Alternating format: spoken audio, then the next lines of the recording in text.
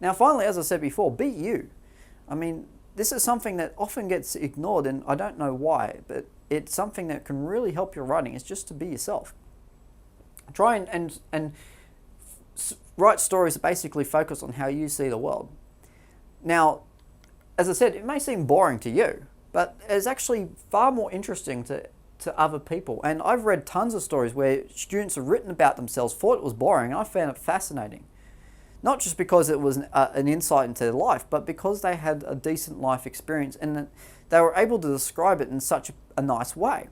So these sorts of stories that you can tell, whether, I mean, you don't tell a story about you going to the shops or something like that, but if there's something significant in your life that you've done and you tell it in such a way, using details that you wouldn't normally use, then you're able to create a powerful story out of that.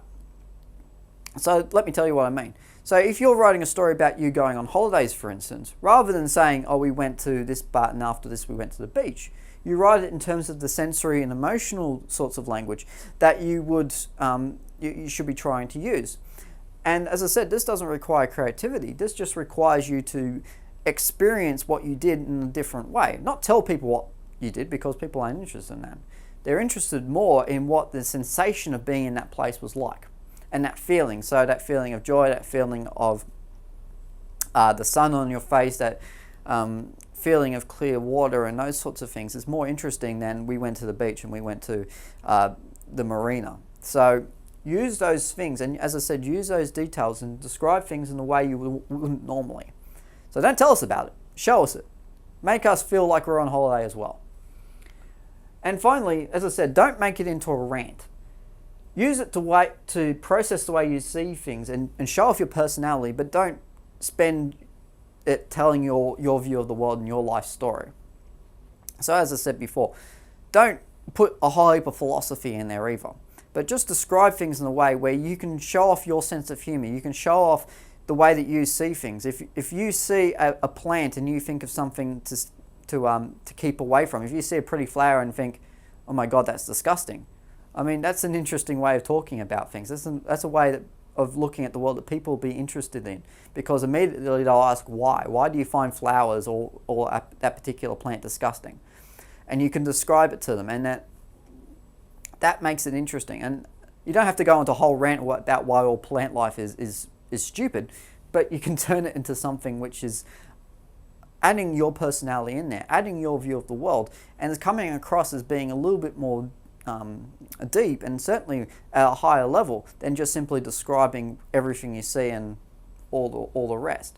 And those really engage with psychological points of view, which is basically your psyche and the way that you look at the world. So, as I said before, it doesn't require a great deal of creativity, and it certainly doesn't require you to look at the world in a particularly different way.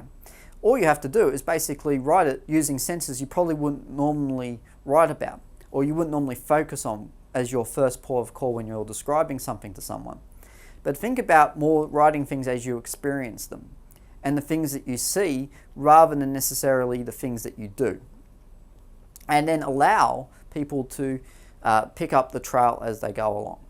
So that's basically it. So we've looked at basically the four main ways that you can improve your story writing. Be interesting, be yourself, write using emotional and sensory language, try and find something symbolic about it, and really just find a way of writing which is unique to you, which shows off your experience, and certainly gets to some points which are deep and have some meaning to other people. And you'll be surprised with what things are meaningful to others.